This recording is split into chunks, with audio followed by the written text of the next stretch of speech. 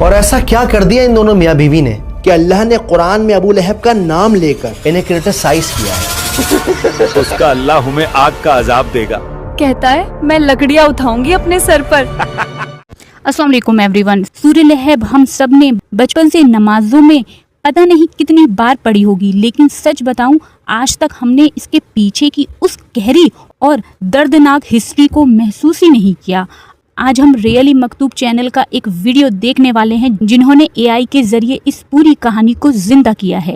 میں نے جب اس کا تھمبنیل اور تھوڑی سی کلپ دیکھی نا، مجھے وہیں رکنا پڑا اور میں سوچنے لگی ایک سگے چاچے نے اپنے ہی بھتیجے یعنی ہمارے نبی صلی اللہ علیہ وسلم پر کیا کیا ظلم ڈھائے ہوں گے کہ اللہ کو خود قرآن میں ان کا نام لے کر ان کی بربادی کا اعلان کرنا پڑا. چلیے باتیں کم کرتے ہیں اور سمجھتے ہیں آخر چھپا کیا ہے اس سورے کے پیچھے. Let's get started.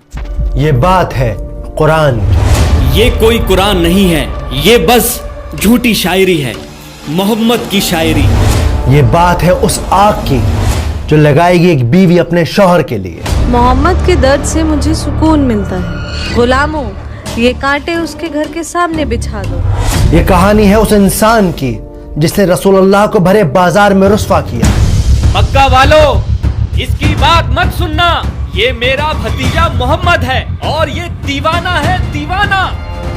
وہ دیکھو پاگل آدمی. یہ بات ہے سورہ لہب. تبت یدا ابی لہب وتب. اکثر مسلم فیملیز میں بچوں کو قرآن کا رٹا لگوا دیا جاتا ہے، مطلب پتہ ہونا ہو چاروں قول سورہ لہب یاد ہونی چاہیے. تبت یدا ابی لہب وتب. شاید اسی وجہ سے آج قرآن ہمارے گھروں میں تو ہے لیکن دلوں میں نہیں. کیا ہے سورہ لہب؟ سنا ابو منال، اللہ نے ابو لہب کا نام لے کر سورہ نازل کی ہے. خدا کی پناہ ہے بھائی. کون تھی ام جمیل جس کا ذکر اللہ نے اس صورت میں کیا ہے؟ ابیہا باجی، سنا آپ نے؟ کون سی بات؟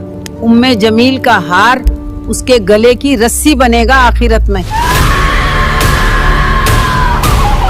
اور ایسا کیا کر دیا ان دونوں میاں بیوی نے کہ اللہ نے قرآن میں ابو لہب کا نام لے کر انہیں کرٹیسائز کیا ہے؟ اس کا اللہ ہمیں آگ کا عذاب دے گا. کہتا ہے میں لکڑیاں اٹھاؤں گی اپنے سر پر. اور سب سے زیادہ امپورٹنٹ، کیسے یہ صورت لیونگ پروف ہے قرآن کے میراکلس ہونے کا، جانیں گے اس ویڈیو میں. وامرأته حمالة الحطب في جيدها حبل من مسد. سورہ لہب مکہ میں اس وقت نازل ہوئی جب ابو لہب نے ظلم کی ساری حدیں پار کر دی. وہ اللہ کے نبی کو پریشان کرتا، ان کو گالیاں دیتا، انہیں بھرے بازار رسوا کرتا. میرے بھتیجے نے باپ دادا کا مذہب چھوڑ دیا ہے، کہتا ہے اس ایک خدا کو مانو. اس سے گھٹیا بات میں نے آج تک نہیں سنی. تعجب ہے. مگر اس سب کی شروعات اس صبح ہوئی جب سورج کی کرنیں مکہ کی زمین کو چوم رہی تھیں. اونٹ ریتیلے میدانوں میں دوڑ پڑے تھے. کوئی صبح صبح خود کو شیشے میں نہار رہا تھا، کوئی ناشتہ کر رہا تھا تو کوئی ابھی بستر پر انگڑائیاں لے رہا تھا. یہاں ہاتھ جیتے جا رہے ہیں اور انہیں دن بھر بستر توڑنا ہے اور کام ہی کیا ہے. اے جی، اب سوتے ہی رہو گے کیا؟ لیکن کوئی تھا جو صفا کے پہاڑ پر چڑھ رہا تھا. وہ پہاڑ پر کون ہے؟ محمد. یہ وہ پہاڑ تھا جس پر چڑھ کر مکہ والے ایک دوسرے کو اکٹھا کرتے، کوئی خاص بات بتاتے. صفا کے پہاڑ پر چڑھ کر اللہ کے نبی نے ایک گہری سانس لی اور پھر زور سے پکارا، یا صباحا. حملہ.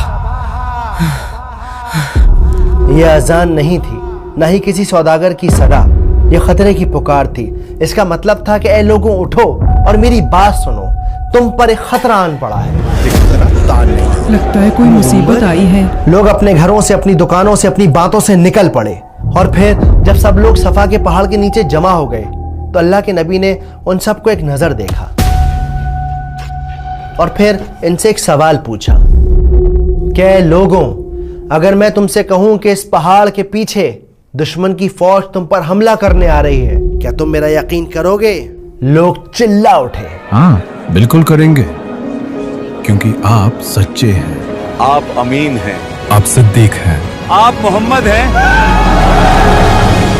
इन सब लोगों के जवाब सुनकर अल्लाह के नबी एक लम्हे के लिए रुके और फिर उन्होंने इन सब से कहा कि ए लोगों, मैं तुम्हें खबरदार करता हूँ उस आने वाले अजाब से जो बड़ा सख्त है, और इबादत करो उस एक रब की जो सारी कायनात का मालिक है।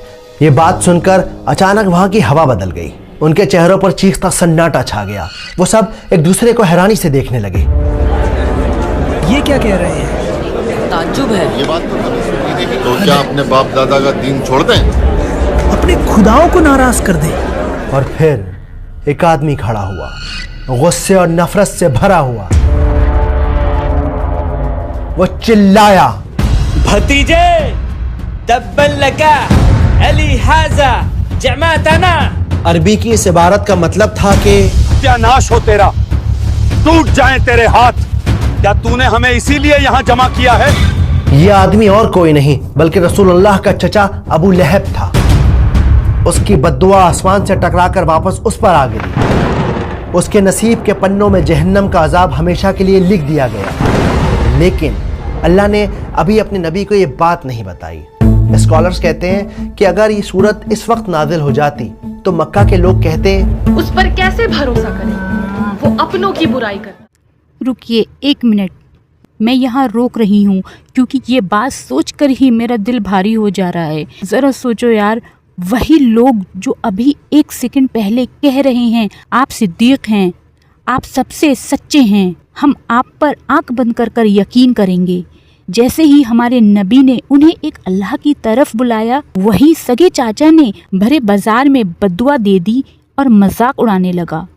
मतलब दुनिया का रंग बदलना देखो। जब तक आप उनकी हाँ में हाँ मिलाते रहेंगे ना, आप अच्छे हो। जैसे ही आपने उन्हें हक यानी सच बताया, वही अपने दुश्मन बन गए। हकीकत में हमारे नबी ने कितना दर्द सहा है। हमारे नबी पर लाखों सलाम। असल में उस दौर में मक्का में चाचा का दर्जा बाप के बराबर होता है, स्पेशली जब सगे वालिद का इंतकाल हो चुका हो। वक्त गुजरता रहा, अल्लाह के नबी जगह जगह घूम घूम कर एक अल्लाह की इबादत करने का मैसेज पहुंचाते रहे। लेकिन अबू लहब वो आप सल्लल्लाहु अलैहि वसल्लम के पीछे पीछे जाता। अब ये कौन सी नई शायरी ले आया है? यहाँ तक कि वो बाजार के शरीर लड़कों को मोहम्मद सल्लल्लाहु अलैहि वसल्लम के पीछे लगा देता और उनसे कहता कि इनको पत्थर मारो मारो मारो,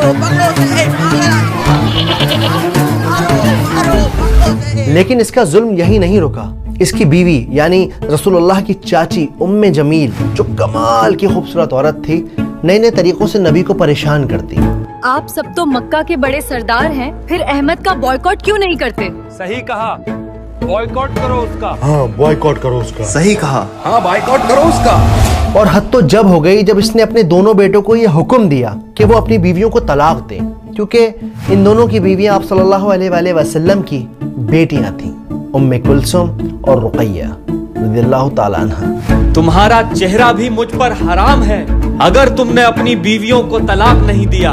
बाबा, हम आज ही उन्हें तलाक देते हैं। दिन शाम में ढल गए, शामें रातों में ढल गईं, लेकिन अबू लहब के जुल्म में कोई कमी ना आई। अरे मक्का वालों, तेरे भतीजा दीवाना हो गया है, दीवाना।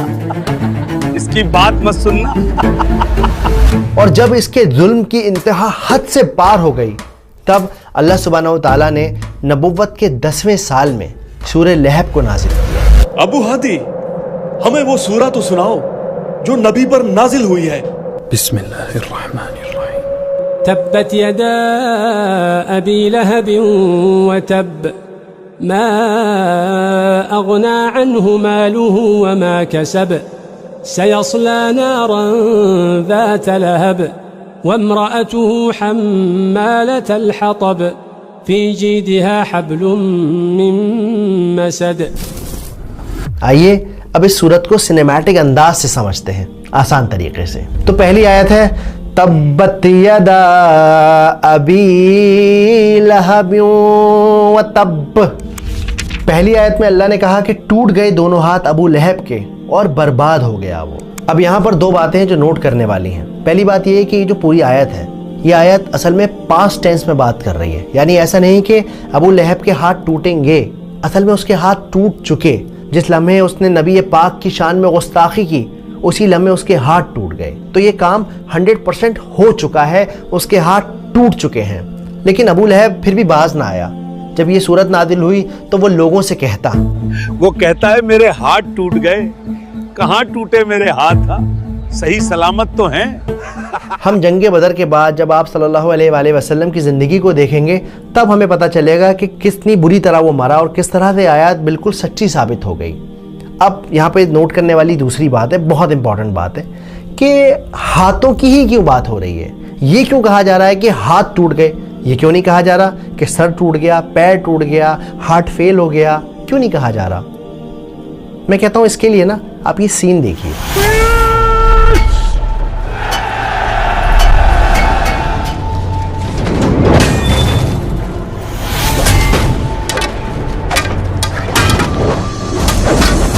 چلیے اس سین کو ایک بار پھر سے دیکھتے ہیں. اس سین میں آپ نے نوٹس کیا ہوگا کہ کیسے ایک سپاہی نے, ایک فائٹر نے اپنے ہاتھ میں ایک تلوار لی ہوئی ہے اور دوسرے ہاتھ میں خود کو بچانے کے لیے اس کے پاس شیلڈ ہے, ایک ڈھال ہے. تو اگر کسی انسان کے دونوں ہاتھ ٹوٹ جائیں گے تو کیا ہوگا؟ نہ تو وہ وار کر سکے گا اور نہ ہی اپنا بچاؤ کر سکے گا. تو پھر ان دی اینڈ آپ برباد ہو جاؤ گے, ختم ہو جاؤ گے اور اگلا حملہ پھر آپ ہی کے اوپر ہوگا. بالکل اسی طرح ہم ابو لہب کی زندگی میں دیکھتے ہیں, اس کا مال, اس کے بیٹے, اس کے کنیکشن, اس کے تعلقات, اس کی پاور, سب کے سب برباد ہو گئے. کوئی بھی اس کے کام نہیں آیا. اور ہم آگے جا کے دیکھتے ہیں کہ جب وہ مرا تو اتنی بری موت مرا, اتنی بری موت مرا کہ کوئی اسے چھونے والا نہیں تھا, کوئی دفنانے والا نہیں تھا. کئی دنوں تک اس کی لاش سڑک پر سڑتی رہی, لوگ پریشان ہوتے رہے, یہاں تک کہ اس کے اپنے لڑکوں نے بھی اسے چھونے سے, گھر میں رکھنے سے منع کر دیا. ارے ابو لہب کے بیٹو, اپنے باپ کی لاش تو ٹھکانے لگاؤ, بدبو سے لوگ الٹی کر رہے ہیں. اب آتے ہیں آیت نمبر 2 پر. ما اغنا عنہ مالہ وما کسب. نہ ہی اس کا کوئی مال اس کے کام آیا, نہ ہی اس کی کوئی اولاد اس کے کام آئی.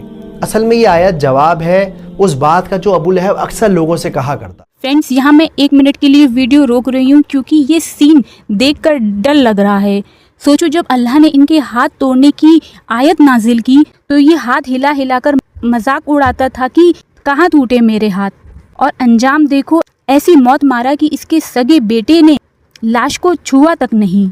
بدبو سے لاش سڑ رہی تھی.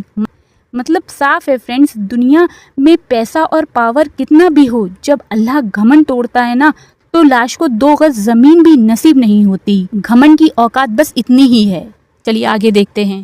اگر وہ سچا ہے دے دوں گا مال و دولت اللہ کو اور بچا لوں گا خود کو جہنم سے.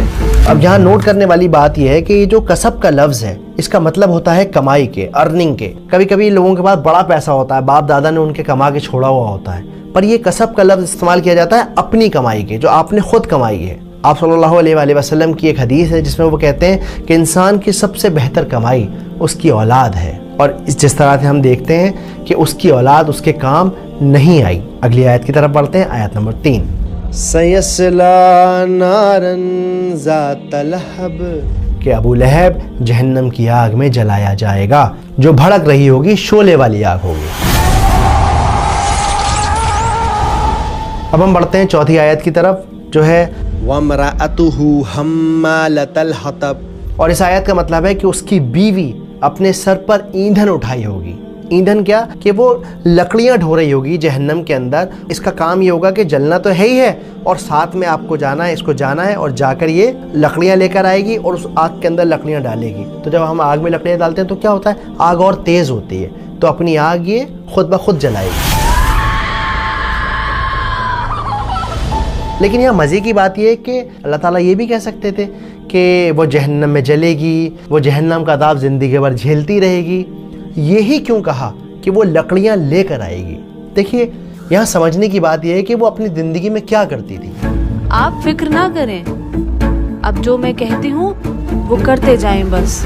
تو وہ اس دنیا میں اپنے ہسبینڈ کی نفرت کو فیول کرتی تھی, اس آگ کو بڑھانے میں اس کا ساتھ دیتی تھی.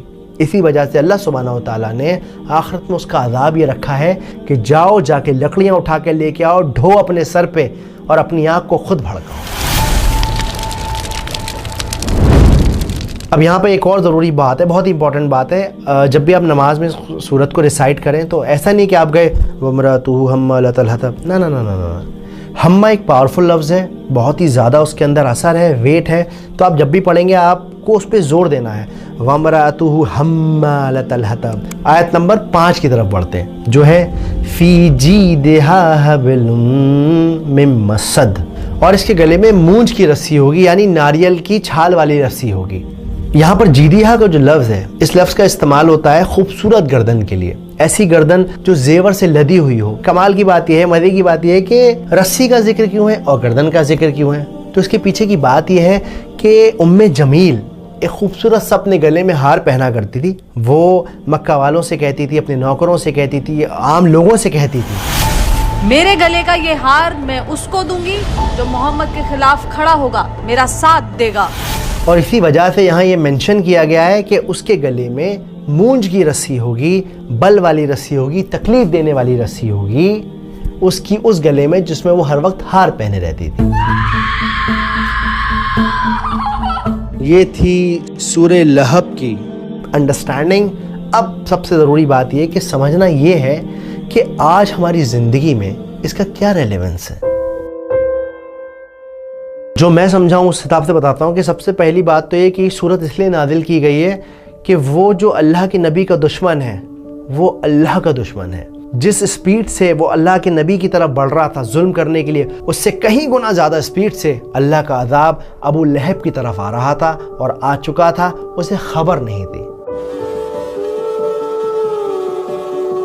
اب آتے ہیں دوسرے ریلیونس کی طرف جو میں سمجھاؤں, جو آج ہم اپنی زندگی میں اپلائی کر سکتے ہیں. دیکھیے, میاں بیوی ایک دوسرے کا سایہ ہوتے ہیں, دوست بھائی ایک دوسرے کا سایہ ہوتے ہیں. اب کئی بار کیا ہوتا ہے کہ ہمارا دوست کسی کی چغلی کرتا ہے, تجھے پتا ہے ایسا ہو گیا, ابے نہیں کیا بات کر رہا ہے, اور بتا. اکثر میاں بیوی میں بھی ایسا ہوتا ہے, اپنی زندگی کو چھوڑ کے دوسروں کی زندگی میں بڑا جھانکتے ہیں. ارے فلانے کی لڑکی بھاگ گئی, تمہیں پتا چلا؟ تو اب یہ جو وائف ہے یا جو ہسبینڈ ہے اسے کیا چاہیے, وہ اسے گائیڈ کرے, ارے یار ایسا نہیں کرو. لیکن ہم لوگ کیا کرتے ہیں, خالی بھاگی ہے, اپنی ماں کا زیور تک لے گئی ہے, اس بات میں اور لقمہ لگا دیتے ہیں, اس کو اور فیول کرتے ہیں. تو یاد رکھیے کہ جب آپ برائی کا ساتھ دیتے ہو نا, تو جو کام برا کرنے والے کا ہے وہی انجام اس برائی کو انیشیٹ کرنے والے کا ہے, بڑھاوا دینے والے کا ہے, آئیڈیا دینے والے کا ہے. امید کرتا ہوں کہ بات سمجھ آئی ہوگی, ویڈیو پسند آئی ہوگی. اس کے علاوہ آپ سے ایک گزارش ہے, ایک التجا ہے, ایک ریکویسٹ ہے کہ اگر ہو سکے تو ہماری سو گائز, یہ تھا میرا ریئیکشن. ہم اکثر قرآن کو صرف ایسے ہی پڑھ لیتے ہیں بنا ترجمے کے, پر آج مجھے پہلی بار سمجھ آیا کہ اس کی ایک ایک آیت کے پیچھے کتنا درد اور کتنی بڑی ہسٹری چھپی ہے. وہ صفا کی پہاڑی کا منظر, جب آپ کے اپنے ہی لوگ جو آپ کو سب سے سچا مانتے ہیں وہی آپ پر پتھر اٹھا کر گالیاں برسانے لگے. ہمارے نبی صلی اللہ علیہ وسلم نے یہ دین ہم تک پہنچانے کے لیے جو سہا ہے نا, اسے سوچ کر ہی دل بھاری ہو جاتا ہے. پر اس ویڈیو نے جو سب سے بڑی اور چبھنے والی بات سکھائی ہے نا, وہ ابو لہب کی نہیں, اس کی بیوی ام جمیل کی تھی. برائیاں صرف وہ نہیں ہوتی جو سامنے سے وار کرے, بلکہ وہ آگ کہیں زیادہ خطرناک ہوتی ہے جو پیٹھ پیچھے نفرت کو پھیلا دیتی ہے. آج کل ہمارے آس پاس یہی ہو رہا ہے. دوست ہوں یا رشتہ دار ہوں, کوئی کسی کی برائی کر رہا ہو تو ہم اسے روکنے کی بجائے دو باتیں اور جوڑ دیتے ہیں. ہم خود اپنی آگ کا ایندھن تیار کر رہے ہیں.